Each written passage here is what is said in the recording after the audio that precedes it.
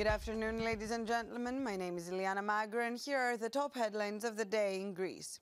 Two temporary migrant detention centers will be set up on the island of Crete to cope with a spike in arrivals from North Africa. The decision followed a meeting between Prime Minister Kyriakos Mitsotakis and Crete Regional Governor Stavros Arnaoutakis in Athens. A makeshift reception site in Agia, in Crete's Chania region, has been under heavy strain after taking in more than 1,000 people over the weekend, including 570 who landed on the small islet of Gavdos. Clashes took place at the site late last night, reportedly relating to food and to some migrants demanding to leave. With no timeline for transfers to mainland facilities, local authorities say that the situation is becoming unsustainable.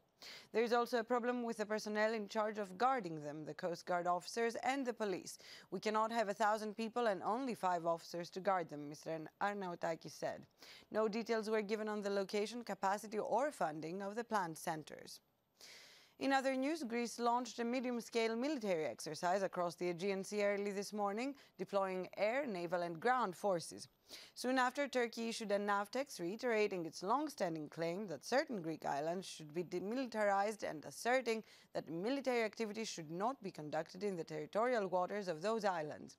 The Greek exercise, already underway in the Aegean, followed an earlier Turkish NAVTEX issued late on Sunday, which announced that starting Monday and lasting 10 days, the research vessel Piris Rice would conduct scientific surveys in part of the Aegean Sea. Athens said that the exercise was aimed at demonstrating the country's readiness and determination to defend national sovereignty.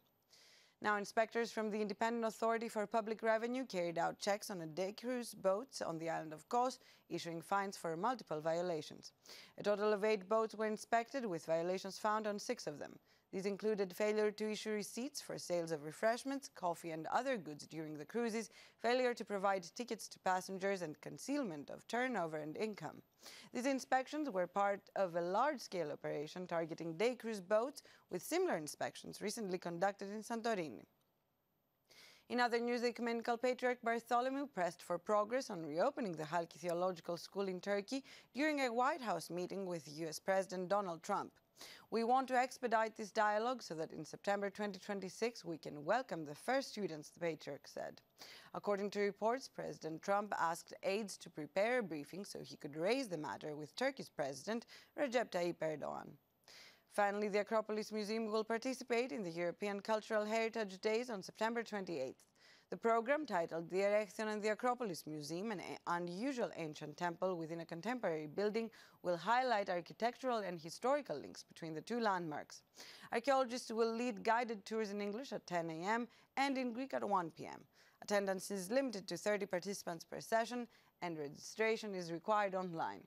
As part of the European Heritage Day celebrations, the museum's exhibition areas will be open free of charge to visitors from 5 p.m. to 8 p.m. that Sunday.